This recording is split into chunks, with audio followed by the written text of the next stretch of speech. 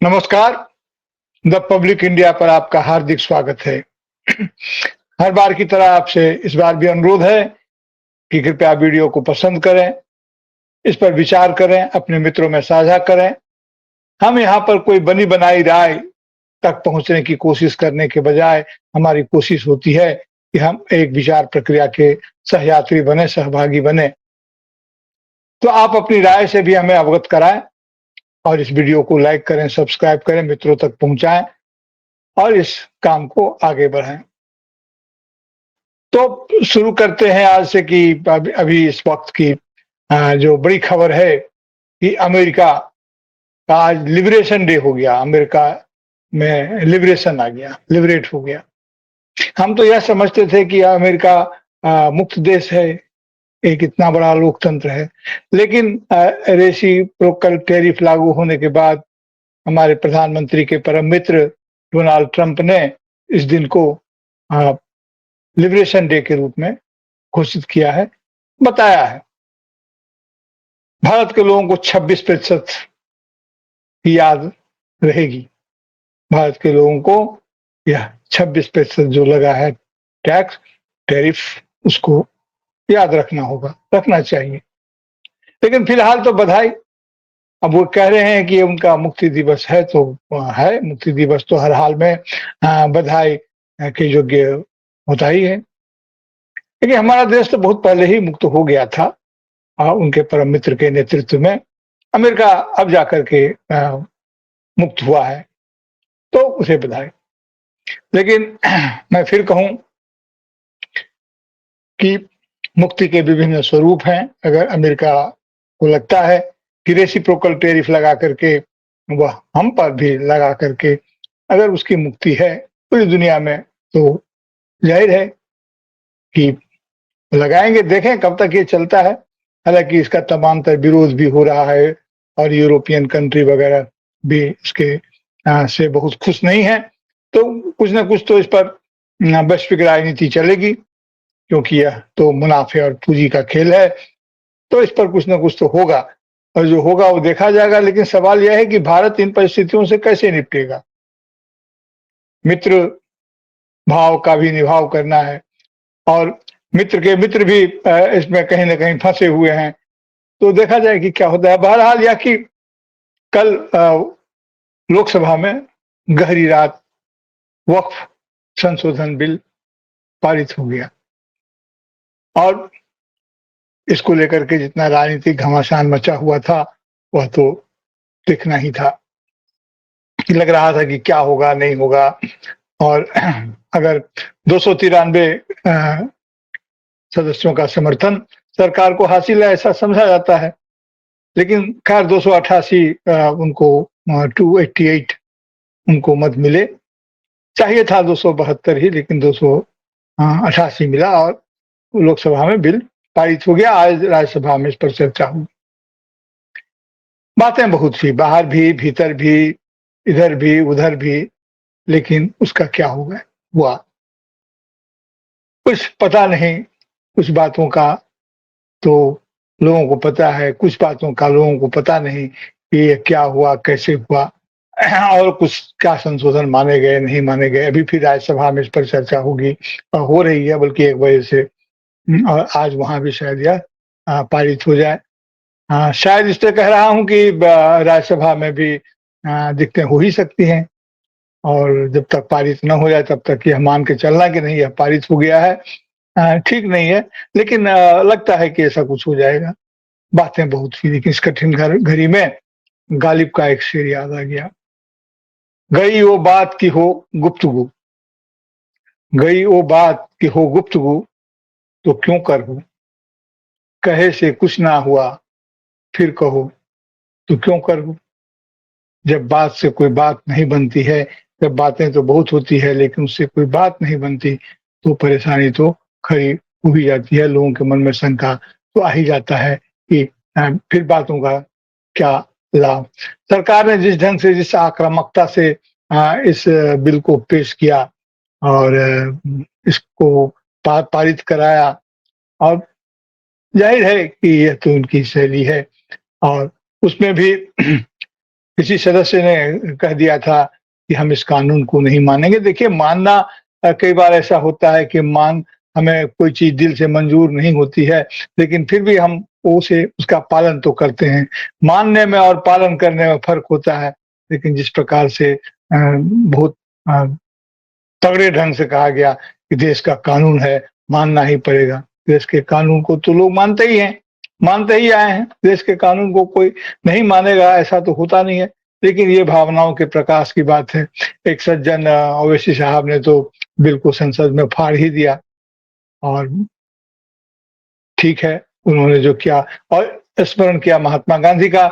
महात्मा गांधी को याद करते हुए उन्होंने उस बिल को फाड़ दिया। लेकिन फाड़ देने से क्या होगा? बिल अगर एक बार अगर वह कानून बन जाए, तो वह उन पर भी लागू होगा ही होगा। अब देखिए कि जनता दल के नेता, जनता दल यूनाइटेड के नेता और बिहार के मुख्यमंत्री नीतीश कुमार को भी बधाई बनता है।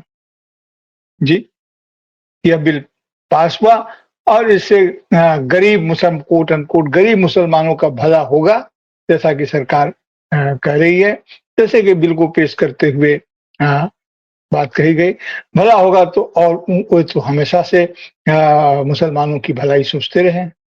लेकिन बात यह समझ में नहीं आती है कि भारतीय जनता पार्टी जो कहती है कि हमें मुसलमानों का वोट नहीं चाहिए, और उनको टिकट भी नहीं देती है, वह भारतीय जनता पार्टी इतनी जल्दी अचानक, अभी हाल-फिलहाल कुछ दिन पहले तक तो हालाँकि 2023 में इसे पेश किया गया था, लेकिन इतनी जल्दी अचानक इतनी उतावली क्यों हो गई इस बिल को तुरंत पारित कराने में?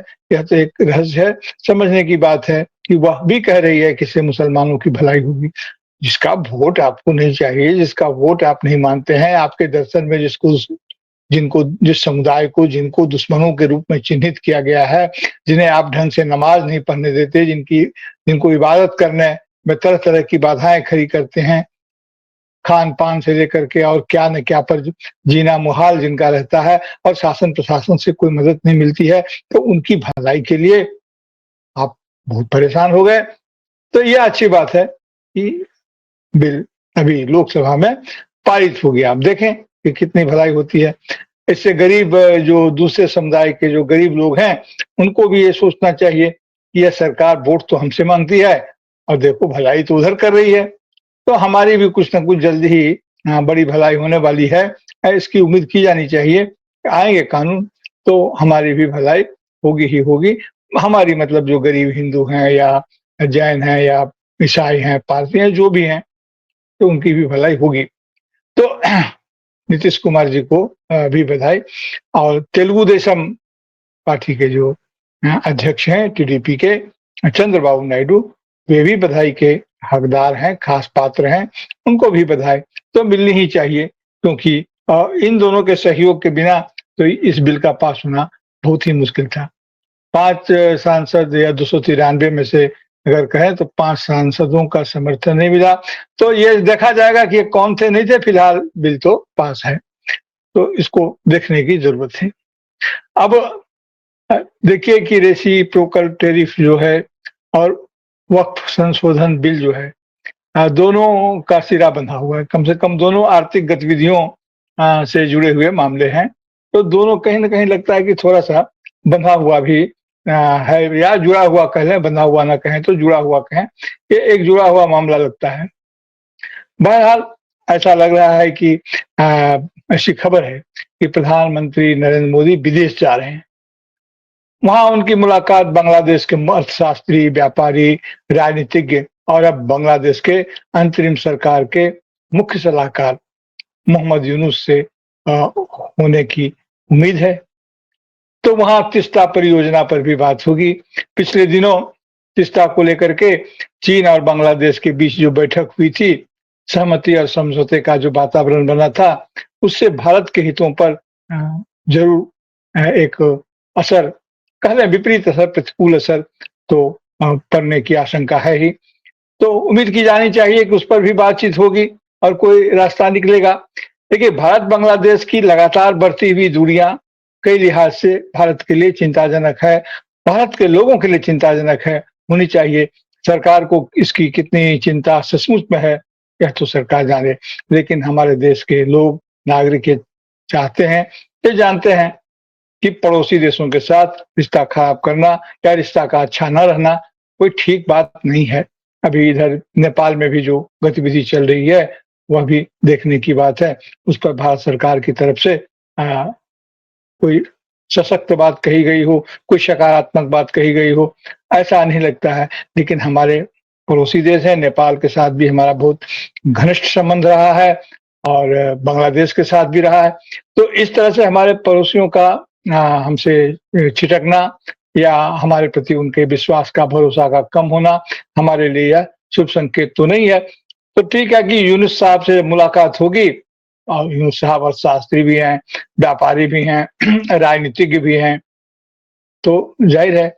और हमारे प्रधानमंत्री तो खैर विश्वगुरु ही हैं, ये तो सभी विद्या के विशारद हैं।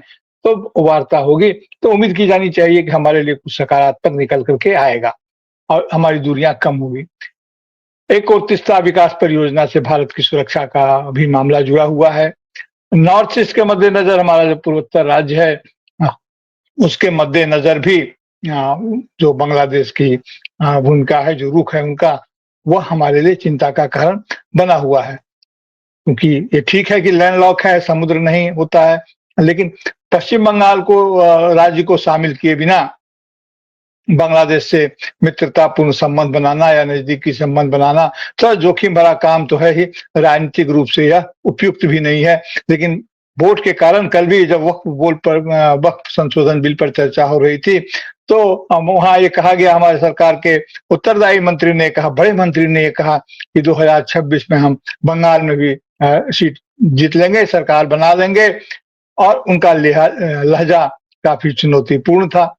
अब बंगाल का चुनाव भी निगाह में है और बहस हो रही है, बात हो रही है वक्फ बिल की। तो ये ठीक है, अब बंगाल में भी परिस्थिति में परिवर्तन हो रहा है, तो बंगाल के लोग इसे देखेंगे कि कैसे इस बात को ठीक किया जाए।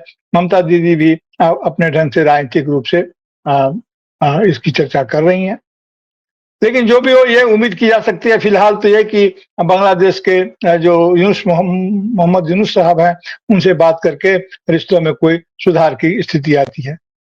लेकिन कहना सुनना सब ठीक, लेकिन कहे सुने से जब कोई बात न बने, तो फिर यह सवाल महत्वपूर्ण हो जाता है कि फिर अगर बात से न बने बात, तो फिर बात कैसे बने। गालिब ने अपनी परिस्थितियों में कहा था, जिस शेर का जिस उनके उल्लेख पहले किया है मैंने, तो वो गालिब ने अपनी परिस्थितियों में कहा था। लेकिन आज आवाम के मन में यह सवाल बार-बार उठ रहा है। देखिए कि क्या होगा, लेकिन जवाब इन्हीं परिस्थितियों से सामने आएगा, निराश होने की जरूरत नहीं है।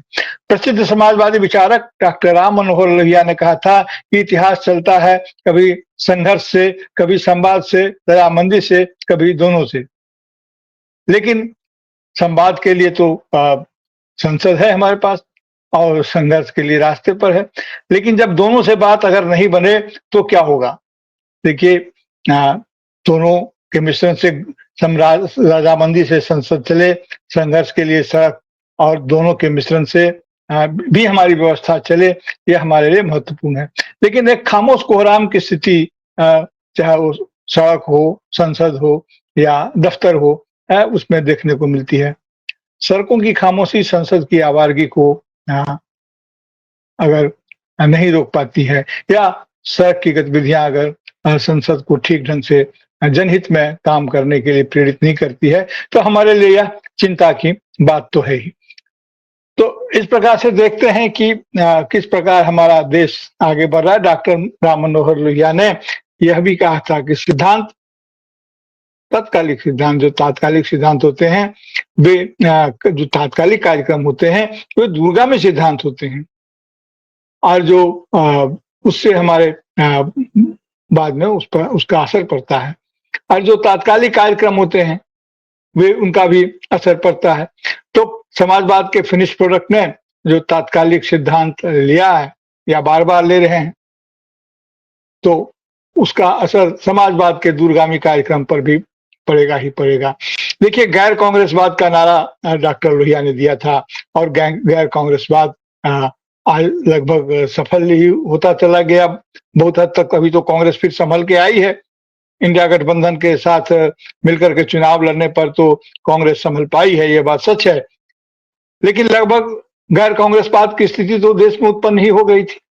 अभी कांग्रेस नेता राहुल गांधी इस बात को लेकर के आगे बढ़ रहे हैं, अपने कमजोर संगठन को फिर से ठीक कर रहे हैं। बिहार में तो उन्होंने जिला के अध्यक्षों को बदल दिया है और बहुत जल्दी शायद आजकल में ही मीटिंग भी होगी इन जिला अध्यक्षों की। बिहार में सामने चुनाव है, उसको लेकर के तो कांग्रेस इस ढंग से सक्रिय हो रही है। लेकिन जिस समाजवादी नेताओं ने, सिद्धांतकार ने गैर कांग्रेसवाद की बात उठाई थी, उन्हें आज फिर से नए सिरे से यह सोचने पर विचार करना चाहिए कि गैर कांग्रेसवाद के राजनीतिक जो परिणाम हैं वह भारत के लोकतंत्र के लिए कितने शुभ रहे हैं और आगे इस पर हमको किस ढंग से चिंतन करना चाहिए।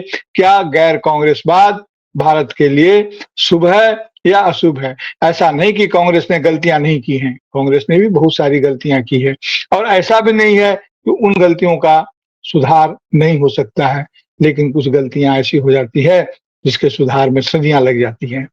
तो भारत इस समय में किधर बढ़ रहा है, इस पर नजर रखनी चाहिए। उम्मीद बहुत थी समाजवादी पार्टी से, क्योंकि इस देश में राजनीति की, चुनाव की तो कई धाराएं हैं, लेकिन राजनीति की 3-4 धाराएं ही प्रमुख थी, जिसमें एक धारा समाजवादी सिद्धांत की थी, जिसमें एक से एक बढ़कर के सिद्धांतकार और त्यागी पुरुष हुए हैं। दूसरी कांग्रेस की थी और वामपंथियों की भी थी। तो जहां तक दक्षिणपंथी राजनीति की बात है, अखिल भारतीय जनसंघ की बात है या भारतीय जनता पार्टी की बात है, तो ये तो चुनाव के समय में इनका जन्म हुआ था। हाँ, संस्कृति के क्षेत्र में और अलग क्षेत्र में राष्ट्रीय स्वयंसेवक संघ अपने तरीके से, अपने विचार से वह सक्रिय राष्ट्रीय स्वयंसेवक संघ था, लेकिन राजनीतिक पार्टी के रूप में उनका जन्म तो चुनाव के लिए हुआ था। लेकिन जो राजनीतिक धाराएं हैं वो ये 3 धाराएं थी।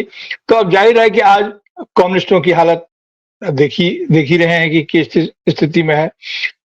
समाजवादियों की हालत भी कोई बहुत अच्छी नहीं है और कांग्रेस की हालत भी पतली हो गई। तो अब इनको यह सोचना होगा कि जब अमेरिका मुक्ति दिवस अपना मना रहा है और इधर भी मुक्ति जैसा ही वातावरण बार-बार खड़ा किया जा रहा है, तो ऐसे में घरेलू स्थिति को बचाने के लिए, अपने देश की सहमिलानी संस्कृति को बचाने के लिए, गंगा जमुनी संस्कृति को बचाने के लिए, सह अस्तित्व की भावनाओं को जिलाए रखने के लिए राजनीतिक रूप से क्या किया जा सकता है, क्या किया जाना चाहिए। देखिए, नीति में के साथ-साथ नियत का बहुत महत्व होता है, इरादों का महत्व होता है।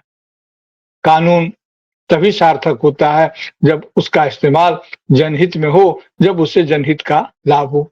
कुछ नेतागण यह कहते हुए कह रहे हैं कि सीएए से किसकी क्षति हो गई। खुद गृह मंत्री ने भी यह कहा कि अगर सीएए से किसी की नागरिकता गई हो तो उसे पटल पर उस पर चर्चा होनी चाहिए, उसको कहा जाना चाहिए। आप भी जानते हैं, हम भी जानते हैं कि 240 पर अगर न सिमट गए होते तो धार देखते सीएए का। लेकिन इनमें राजनीतिक दुस्साहस कम नहीं है। ये किसी भी कीमत पर अब अपनी गति को, अपने राजनीतिक कदमों को पीछे नहीं करेंगे, क्योंकि एक तो 75 साल जो मार्गदर्शक मंडल की उम्र तय कर रखी है, एक तो उसका दबाव है, दूसरी वैश्विक परिस्थितियां हैं। तो सरकार हमेशा, हम लोग देहात में कहते हैं, आए आम या जाए लबेदा, वो लकड़ी का डंडा हम लोग वृक्ष पर फेंकते थे आम तोड़ने के लिए। तो कई बार ऐसा होता था कि लोग इतना रिस्क उठा लेते थे कि या तो आम टूट जाए और लबेदा अगर नहीं भी आए तो कोई बात नहीं है, लेकिन इतने जोर से फेंको कि लबेदा के जाने पर भी काफी जोखिम उठा लेंगे। तो अब आए आम या जाए लबेदा पर सरकार लगातार उतर रही है।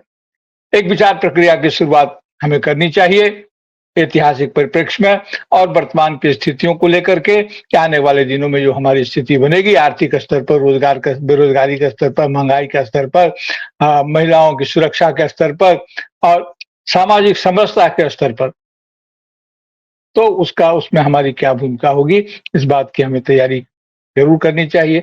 फिलहाल तो बधाई उनको भी, जो बिल पास हो गया इसके लिए या हो जाएगा अभी राज्यसभा में, तो हमारे जो सत्ताधारी मित्र हैं, जो इसी में भलाई देखते हैं, जो जहाँ भलाई देखे उसको वहीं उसी के लिए बधाई, और अमेरिका को खास बधाई कि यह मुक्ति दिवस जो लेकर के आए हैं। फिर देखें कि उनको मुक्ति के क्या असर हैं, क्या आसार हैं, क्या सचमुच अमेरिका को इस तरह की मुक्ति चाहिए? इस पर तो उन्हीं को सोचना होगा। नमस्कार, बहुत-बहुत धन्यवाद। आप इसे लाइक करें, पसंद करें, सब्सक्राइब करें, अपने मित्रों तक पहुँचाएँ और विचार प्रक्रिया को आगे बढ़ाएँ। फिर मिलते हैं जल्दी ही। नमस्कार।